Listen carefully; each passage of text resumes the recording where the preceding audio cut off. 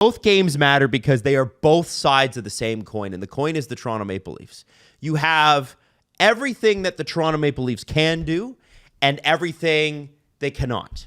And what it really is, what the cannot is consistency. This team for years has done things like we've seen in the last 48 hours.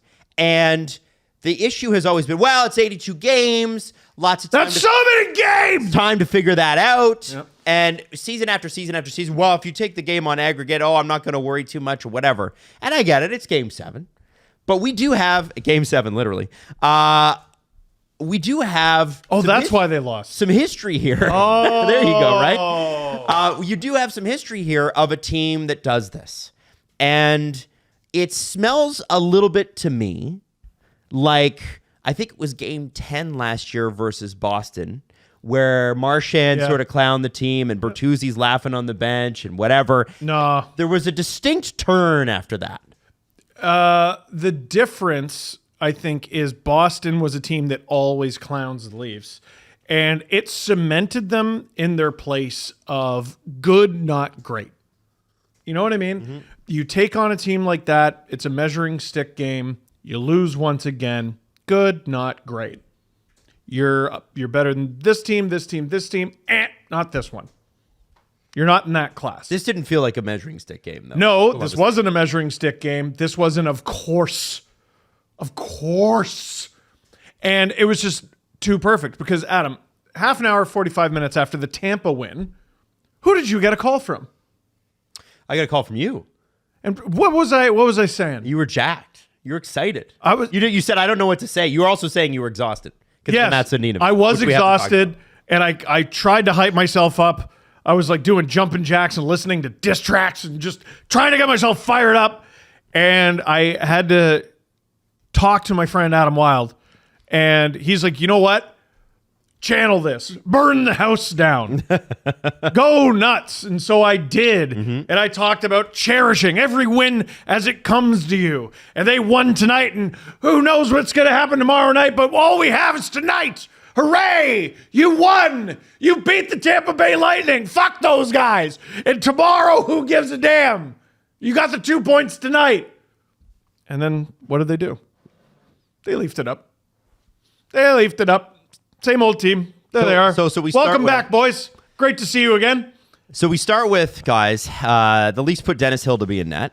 And Dennis Hildeby was really, really good in his other game with the Toronto Maple Leafs this season. This was not his best game. He was bad. He was bad. Team in front of him was bad. He was bad. But I put Hildeby first because I think it's important to say goalie wasn't great, but that was the least of the problems. Yep. I mean, it's not like he didn't exactly give them a chance to win. I will say that. But man, this team, what do we have now? We have 4 wins, 3 losses to look at. Man, this team can't score when they're bad. Not yet. We haven't seen it yet. Like, I guess it's I think good they haven't had a barn burner game. Honestly, I think this is the first bad loss of the season. It is. It is, and I suppose that's good. It took them 7 games. Lots of teams in this league have gotten their ass kicked. Lots of good teams already this season. Did Florida end up winning last night? They were getting tuned by Minnesota. I can have a look right now. It's impossible with no. all They those lost. Games. They lost. They lost. Yeah. There you go. So it's the Leafs are not unique in this regard. They're unique in that we could see this coming from space. Fun fact about Minnesota, they have not trailed yet this season. Are you kidding? They have lost 2 games in overtime, but they have not trailed in regulation or overtime at any point this entire season so far. That's actually ridiculous. Yeah, I think it's the 6 games is a record for consecutive games. That's like a franchise record? A league record. I gotta check if it's franchise or league, but that's spectacular. That's amazing. It's incredible. They've been the hottest team, and they're going very underrated.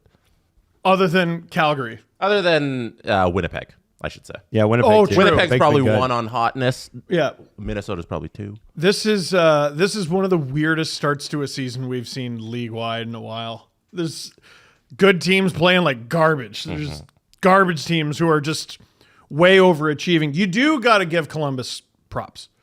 They Tarasov, hey, I got a name right, was very good. I didn't have the Leafs getting completely sunned by Justin Danforth on my bingo card. That was depressing. They did well. And it's not just that expectations were low heading into the season. Obviously, they suffered a terrible tragedy, but they also have a ton of injuries on their team. So they're way thinner than they even should be. They shouldn't be in the playoff conversation fully healthy. Yep. So to completely get your ass kicked by this team, it's a back-to-back. Ugh. Yuck. I don't give a shit. You're the Leafs. You always play you always play like 12 of them a year. Mm-hmm. So that's just 24 points in the garbage then? Oh, I didn't see a lot of excuse making about this on the relevant media channels, social media channels. I don't see a lot of people saying that. I really don't. No. I think a lot of people said, wow, that really sucked. And I think you saw people going, well, I thought second half of back-to-back. No, I didn't see that. No. But they're trying to find an excuse. They're not giving it to them. They're like, well, maybe this. Oh no, it was. They look terrible. Mitch Marner said, they said, what are you going to do with a game like this? And he said, flush it down the toilet. And I think if you're a pro athlete, you need to do that. You need to be short memory. When was that opening face-off? You need to move on. Listen, Matthews, Nyes, Tanev, and Riley were all -3 last night. Crazy. Matthews hadn't been on the ice for a 5-on-5 goal until that game. And then he was on for 3. Yeah. Wow. It's rough. And I think there is, I don't know if it's a mentality thing, but I think we can all finally sort of admit now that this is a team that has taken shifts off, taken periods off, taken nights off. Last night, it was a night off. I want to say that I thought that if anybody looked okay last night, and the numbers back it up, was John Tavares. He apparently was the most effective by the numbers, and that's good. The guy lost 8 pounds last week because of this sickness. Jeez. So if you're wondering why John Tavares is bad, like we did a whole segment on it. I was like, Chris Johnson said that. I was like, oh, okay, so this guy's sick. This guy was really sick. Literally, okay. 8 pounds. Yeah, that's rough, dude. It's rough. He doesn't exactly have 8 pounds to lose. No, exactly. So I'm thinking I give him a bit of a pass.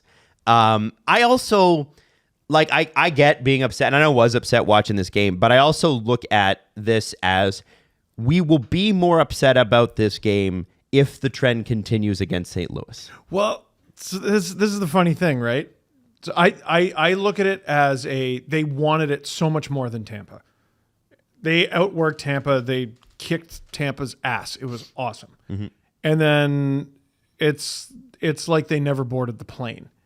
And you can't do that the next 2 games because you have Berube's first game against the team that fired him and the team that eliminated you. Jesse, you're at the game Monday night. Mm-hmm. Vibes after the game in the press conference. I bet they're immaculate.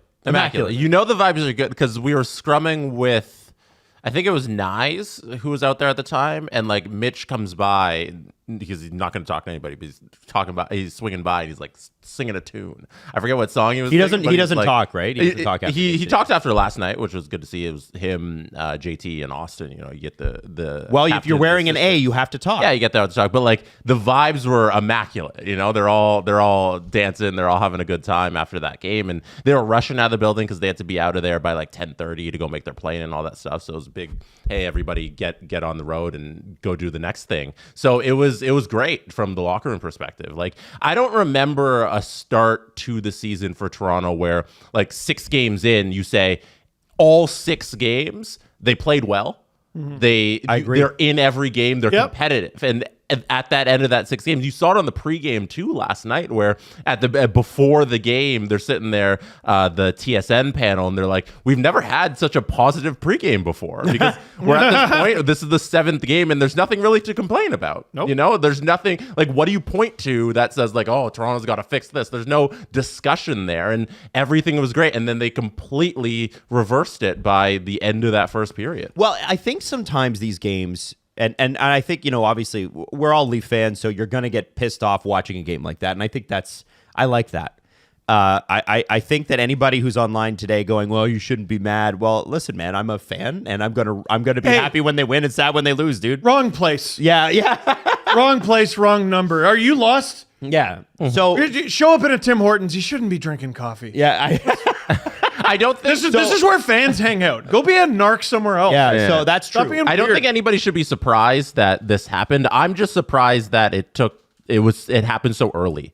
With the new coach and how everything was going, I didn't expect, because they're not going to be good every single night. No. I didn't expect on October 22nd that this would happen. That game 7, we get the, oh my God, they're not even trying type of performance. I thought we'd get this a month in, or a couple months in, like it'd be late November or something, because that's going to happen. So I'm shocked that we're at this point and we have this performance. But the important thing here is how they rebound on Thursday. Like Adam, you mentioned it. I think they have the right mentality that, okay, now it doesn't matter anymore. You have to have that mentality as a professional athlete. When things go wrong, you have to forget about it and move on. And now we got to see, is it truly different from Sheldon Keefe to Craig Berube? Mm-hmm. Is he going to get them back on the horse for a consistent long period of time now? And we shouldn't back to be having this type of game, this type of conversation for a long stretch here of the season. We got to go dozens of games here before we see something like this again. I know it's October hockey, but in 24 hours, we got this team's October ceiling and their floor. Yeah. And that floor's got to come up. So now we terrible. need a long run, a stretch of hockey where it's like, you're in this game, you're trying. Yep. You're not letting Columbus just go through the neutral zone, get to the net whenever they want the entire game. You're trying every You can single game. lose. Rangers loss. Yep. Yeah. Hey, great loss. You're Montreal. I didn't even hate that. Montreal, even better loss. You're nitpicking, right? Like with the Rangers, I'm like, okay, you lost. Well, I think it was 4-1, but Yeah, it was wasn't it was 2-1. 2-1. It was Yeah. 2-1. a 2-1 Yeah. game. and you're like, okay, you only scored 1 on Igor. He was really good. If you could have had a better game, here's how you would have done it. Go to the net. Next game, you actually do that. But yeah, like it's if any game you lose, you're going to have things where you could have done better. This was just unwatchable. Exactly.